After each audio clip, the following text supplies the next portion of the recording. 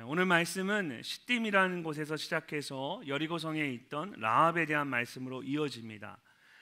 여러분, 당시에 시딤은 이스라엘 백성들에게 정말 잊고 싶은 두려운 과거였습니다. 40년 전에 그들의 부모 세대가 이곳에서 이방인들과 함께하며 그들의 우상들에게 절하는 죄를 범했습니다. 그래서 하나님의 진노와 심판으로 2만 4천 명이 죽는 무서운 일을 경험했습니다. 이어서 12명의 정탐꾼들을 가나안 땅에 보냈는데 그 중에 여호수아와 갈렙을 제외한 10명의 정탐꾼들이 가나안 땅에 대한 부정적인 말들을 전했습니다. 그리고 그 말을 들은 이스라엘 백성 전체가 모세 앞에서 하나님을 원망하며 소동을 벌였습니다. 하나님께서 그들의 원망과 불평을 들으시고는 그들에게 가나안 땅으로 들어가는 것을 허락하지 않으셨습니다. 그래서 모세와 함께 애굽에서 나왔던 사람들 중에 20세가 넘는 출애굽 1세대들이 모두 죽을 때까지 그들은 광야에서 40년을 지내야만 했습니다. 자, 이제 40년 만에 다시 가나안 땅 앞에 선 이스라엘 백성들에게 이 시딤은 그런 부끄러운 과거를 생각나게 하는 장소였습니다.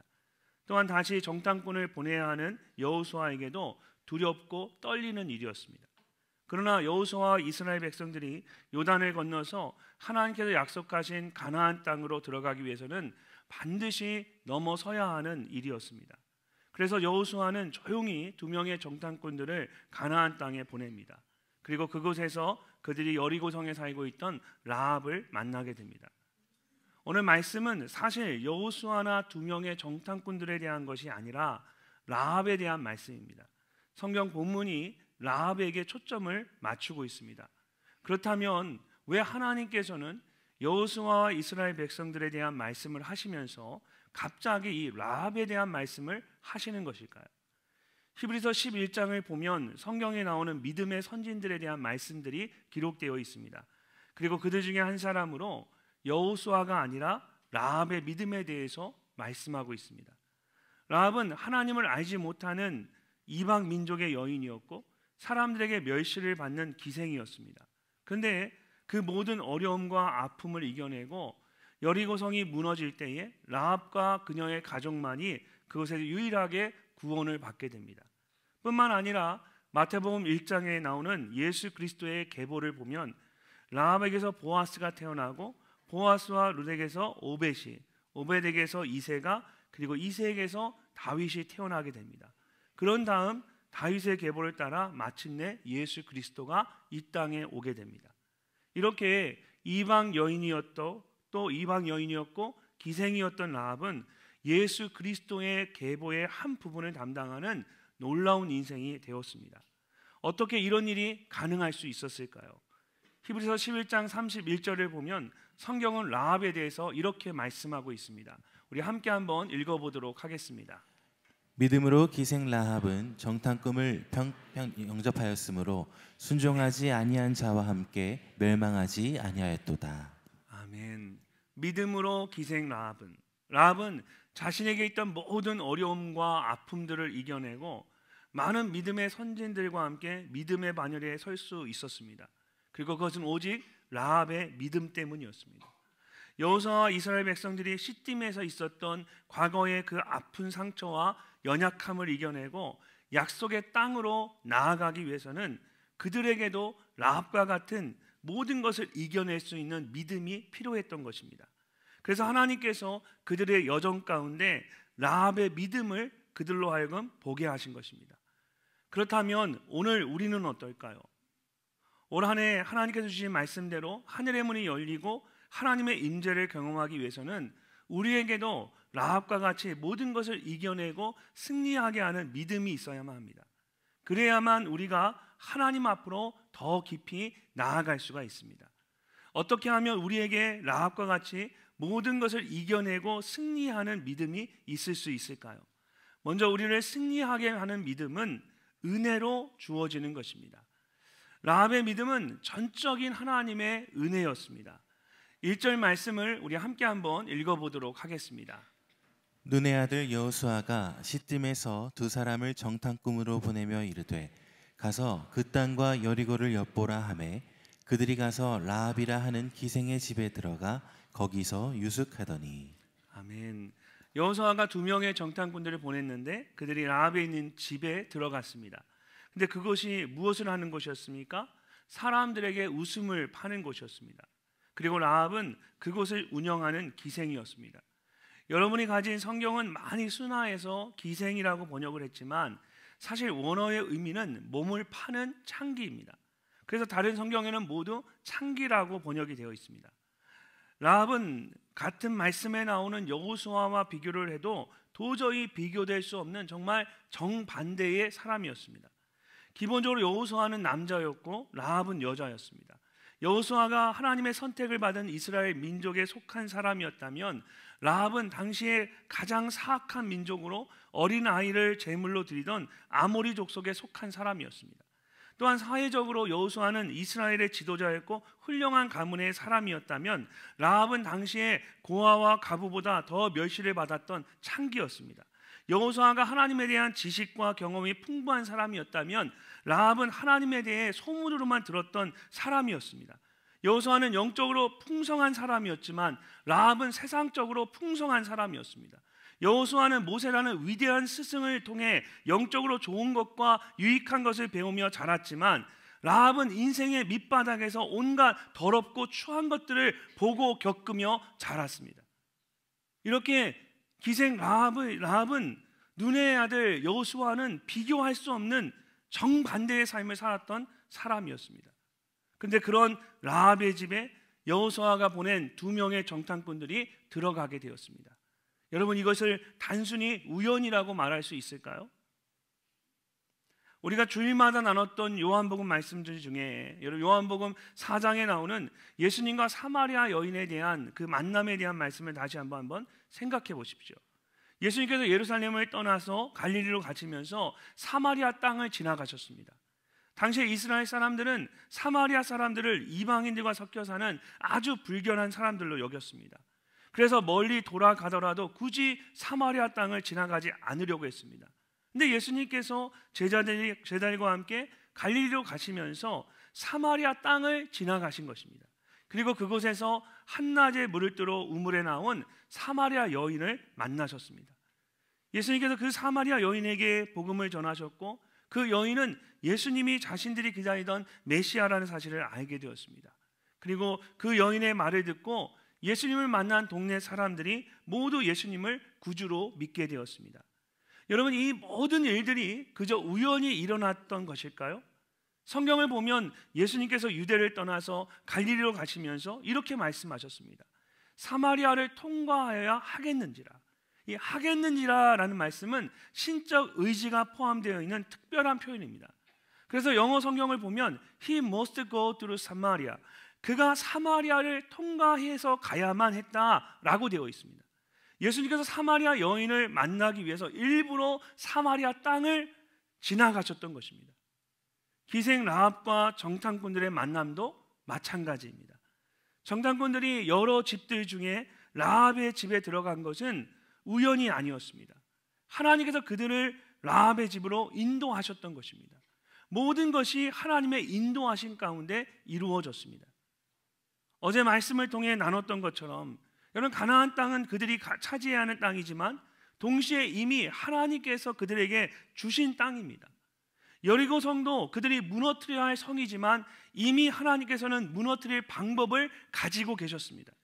그럼에도 불구하고 하나님께서 여호수아에게 정탐꾼들을 보내게 하시고 그들로 하여금 라합의 집으로 들어가게 하신 것은 처음부터 오로지 라합을 위한 하나님의 예비하심이었습니다. 라합과 그녀의 가족을 구원하기 위한 하나님의 선물이었습니다. 에베소서 2장 8절을 보면 바울은 우리의 구원에 대해서 이렇게 말하고 있습니다. 우리 함께 한번 읽어보도록 하겠습니다. 너희는 그 은혜에 의하여 믿음으로 말미암아 구원을 받았으니 이것은 너희에게서 난 것이 아니요 하나님의 선물이라. 아멘. 사랑하는 성도 여러분, 우리 모두는 믿음으로 구원을 받았습니다. 근데 그 믿음은 우리에게서 난 것이 아니라 하나님께서 우리에게 선물로 주신 것입니다. 그래서 우리는 이것을 은혜라고 말합니다. 오늘 본문 말씀에 나오는 기생 라합도 마찬가지였습니다. 그녀가 정탐꾼들을 만나기 위해서 한 것은 아무것도 없었습니다. 어느 날 갑자기 하나님께서 2명의 정탐꾼들을 그녀의 집으로 들여 보내셨습니다. 그리고 그 일을 통하여 라합과 그녀의 가족이 모두 구원을 받도록 하셨습니다. 이어지는 말씀을 보면 라합은 두 명의 정탐꾼들에게 하나님에 대해 자신이 들었던 이야기들을 말합니다. 그리고 11절에서 라합이 정탐꾼들에게 아주 놀라운 고백을 합니다. 우리 함께 한번 읽어보도록 하겠습니다. 우리가 듣자 곧 마음이 녹았고 너희로 말미암아 사람이 정신을 잃었나니 너희의 하나님 여호와는 위로는 하늘에서도 아래로는 땅에서도 하나님이시니라. 아멘. 라합은 하나님에 대한 이야기를 듣는 그 순간에 자신의 마음이 녹아내렸다고 말합니다. 사실 라합이 하나님에 대해 들었던 이야기는 아주 작은 일에 불과했습니다. 그런데 라합이 그 작은 이야기를 듣고 온몸이 녹아내리는 놀라운 감동을 받습니다. 여리고성에 있던 다른 사람들도 똑같은 이야기를 들었습니다. 그들의 마음도 녹아내렸고 그들의 마음도 흔들렸습니다. 오히려 그런데 그들은 오히려 흥분해서 정탐꾼들을 잡으려고 했고 이스라엘과 대적하려고 했습니다. 근데 라합은 그 말씀을 듣고 마음이 녹아내리고 혼미해지면서 그의 입술 가운데 놀라운 고백이 나옵니다. 너희가 믿는 그 하나님이 여호와 하나님이 바로 하늘의 하나님이시고 이 땅의 하나님이시구나. 모두가 흥분하고 두려워하고 떨고 있는 그 순간에 라합의 마음 가운데는 하나님에 대한 믿음이 생겨나기 시작합니다. 어떻게 이런 놀라운 일이 일어날 수가 있었을까요? 여러분, 우리가 잘 부르는 찬송가들 중에 왜 내게 성령 주셔서 내 마음을 감동해 주 예수 믿게 하는지 난 알 수 없도다 라는 가사의 찬송이 있습니다. 혹시 이 찬송의 제목이 무엇인지 아십니까? 하나님의 은혜로입니다.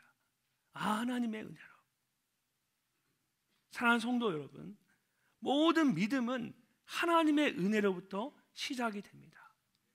여리고성에 있는 모든 사람들이 하나님에 대한 그 소문을 들었음에도 불구하고 오직 라합만이 하나님의 하나님 되심을 고백할 수가 있었습니다.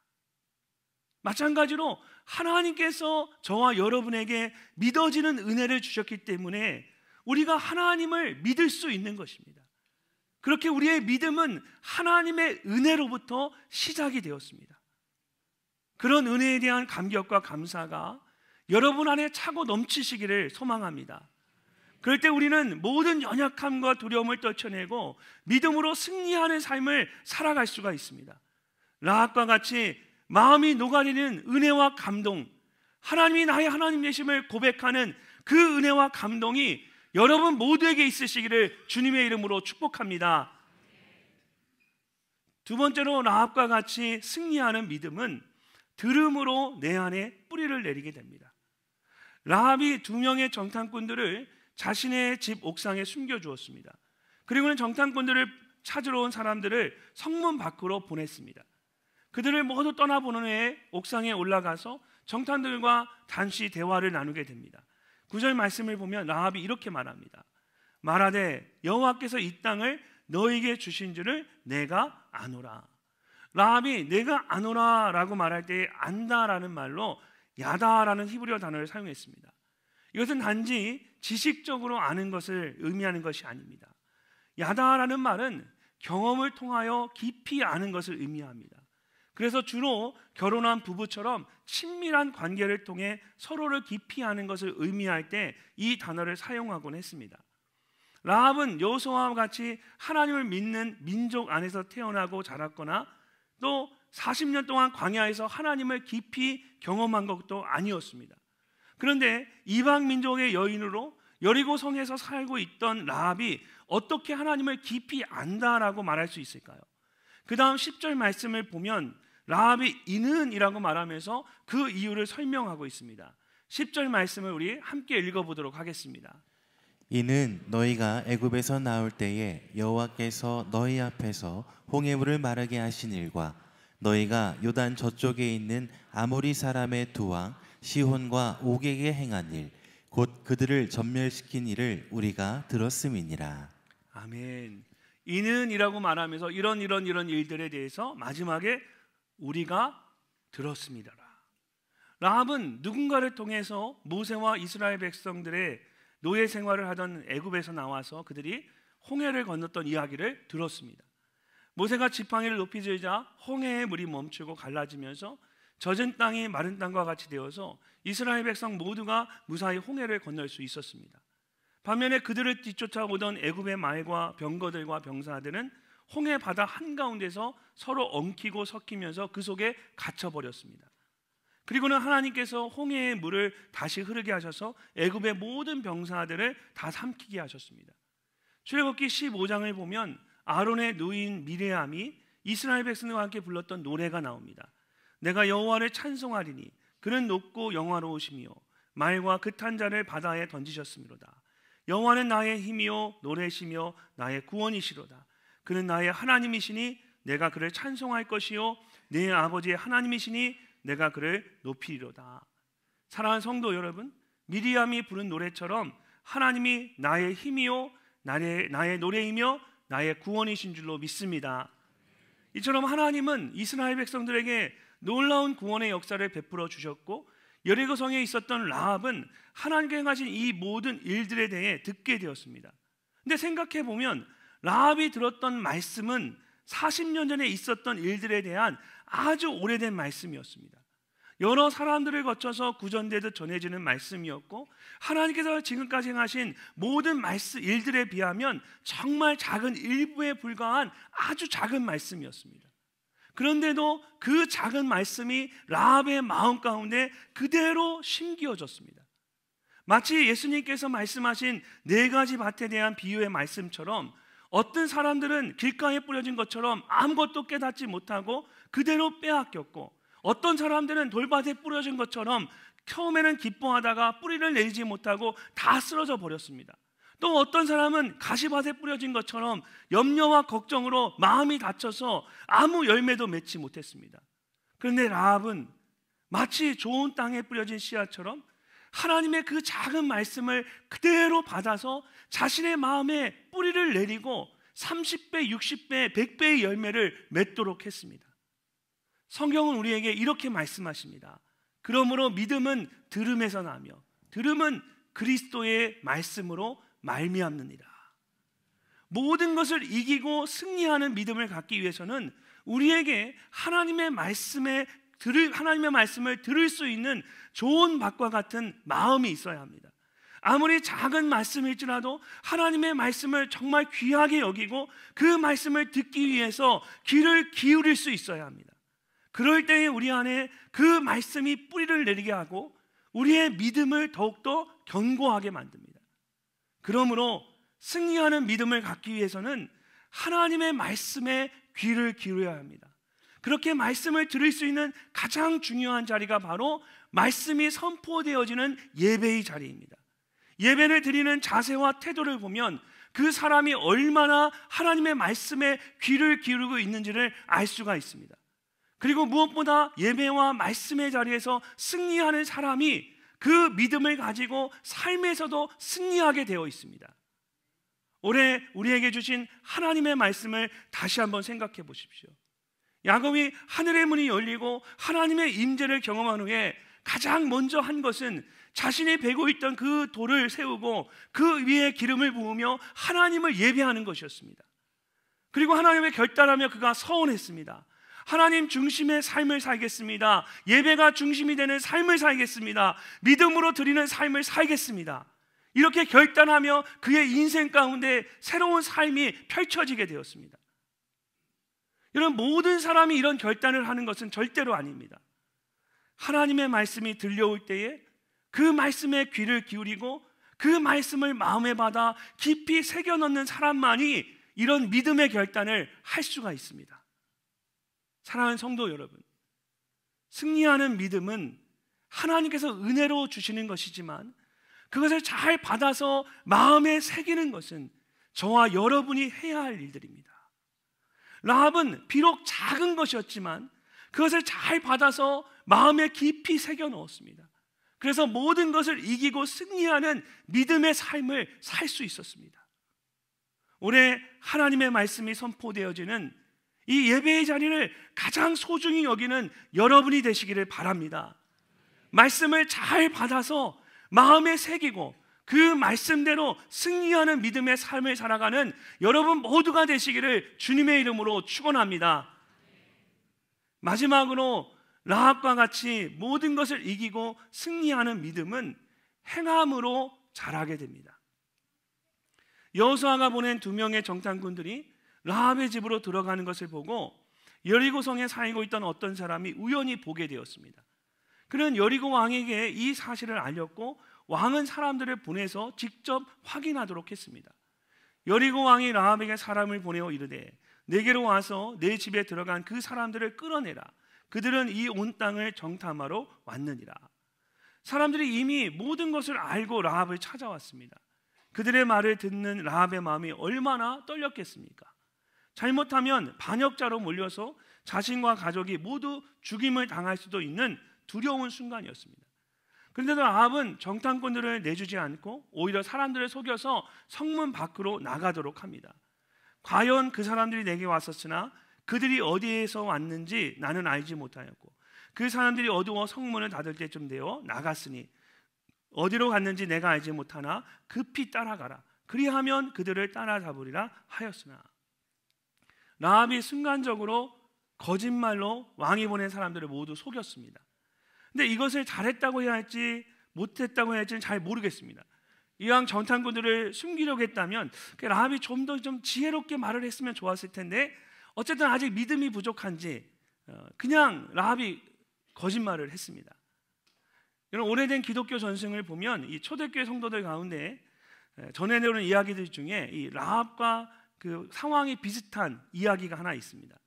로마가 기독교를 극심하게 박해를 하던 때였는데 한 자매가 성도들과 함께 모여서 예배를 드리고 주의 만찬을 나눈 후에 밤늦게 집으로 돌아가다가 로마 군인들과 딱 마주쳤습니다. 자매의 행동을 수상하게 여긴 로마 군인들이 그 자매를 다그치며 물었습니다. 지금 어디서 무엇을 하고 오는 건가?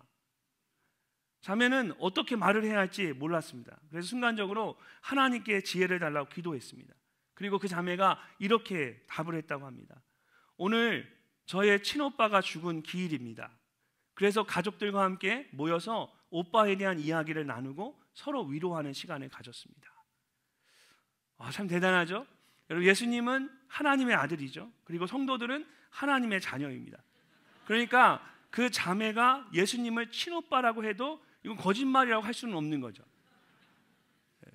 여러분 다 오늘 친오빠, 친형님 보러 오신 겁니다. 자매는 그렇게 위험한 상황을 잘 지혜롭게 넘어갔다고 합니다. 예수님의 제자들에게 보라 내가 너희를 보냄이 양을 이리 가운데 보낸과 같도다. 그러므로 너희는 뱀같이 지혜롭고 비둘기같이 순결하라고 말씀하신 것처럼 우리는 비둘기처럼 순결하면서도 뱀처럼 지혜로워야 합니다. 그런 면에서 라합에게는 이 뱀처럼 지혜로움이 조금 부족했던 것 같습니다. 근데 오늘 본문 말씀에서 하나님께서 말씀하시고자 하는 것은 라합의 말이 아닙니다. 하나님께서 말씀하시려고 하시는 것은 라합이 보여준 행동입니다. 라합은 두려운 상황 속에서도 믿음으로 큰 결단을 했습니다. 그리고 그것을 행동으로 옮겼습니다. 그리고 하나님께서는 라합의 그런 믿음의 행함을 주목하셨습니다. 그래서 야고보서 2장 25절을 보면 성경이 라합의 믿음에 대해서 이렇게 말씀하고 있습니다. 우리 함께 한번 읽어보겠습니다. 또 이와 같이 기생 라합이 사자들을 접대하여 다른 길로 나가게 할 때에 행함으로 의롭다 하심을 받은 것이 아니냐. 아멘. 행함으로 의롭다 하심을 받은 것이 아니냐. 성경은 라합이 거짓말을 한 것에 대해서는 따로 말하지 않습니다. 대신 정탐꾼들을 지키기 위한 라합의 결단과 행함에 대해서 말씀하고 있습니다. 그리고 그런 믿음의 행함으로 라합은 하나님께 의롭다 하심을 받았다라고 말씀하고 있습니다. 이처럼 믿음에 있어서 결단과 행함은 아주 중요합니다. 어려운 가운데 믿음으로 결단하고 행할 때에 라합과 같이 작은 믿음이 저 큰 믿음으로 자라나기 때문입니다. 결단과 행함이 없으면 가만히 그냥 그렇게 있으면 우리의 믿음은 결코 자라지가 않습니다. 사랑하는 성도 여러분, 여러분의 작은 믿음이 큰 믿음으로 자라기 위해서는 라합과 같은 믿음의 결단과 행함이 있어야 합니다. 그럴 때에 우리가 모든 것을 이기고 승리하는 믿음을 가질 수가 있습니다. 올 한 해 믿음으로 결단하고 행함으로 나아가는 여러분 모두가 되시기를 주님의 이름으로 축복합니다. 라합은 하나님을 알지 못하는 이방 민족의 여인이었고 많은 사람들에게 멸시를 받은 사람이었습니다. 그럼에도 불구하고 하나님께서 라합에게 믿어지는 은혜를 주셨고 라합은 하나님께서 말씀하실 때에 그것을 잘 받아서 마음에 깊이 새겨 넣었습니다. 그리고 결단과 행함으로 그 작은 믿음이 큰 믿음으로 자라게 되었습니다. 그렇게 라합은 믿음으로 모든 것을 이기고 승리할 수가 있었습니다. 올해 하나님께서 우리 모두에게 주신 약속의 말씀대로 하늘의 문이 열리고 하나님의 임재 가운데로 깊이 나아가기 위해서는 우리 모두에게도 라합과 같은 이런 믿음이 있어야만 합니다. 그럴 때 우리가 우리의 연약함과 우리의 아픔을 딛고 모든 것을 이기고 승리하는 믿음의 삶을 살아갈 수가 있습니다. 사랑하는 성도 여러분, 간절한 마음으로 하나님의 은혜를 구하십시오. 하나님의 말씀에 귀를 기울이고 그 모든 말씀을 여러분의 마음에 깊이 새겨 넣으십시오. 결단과 행함으로 더 큰 믿음의 자리로 나아가십시오. 그래서 올 한 해 라합과 같이 작은 믿음이 큰 믿음이 되어서 믿음으로 승리하는 여러분이 되시기를 주님의 이름으로 축복합니다.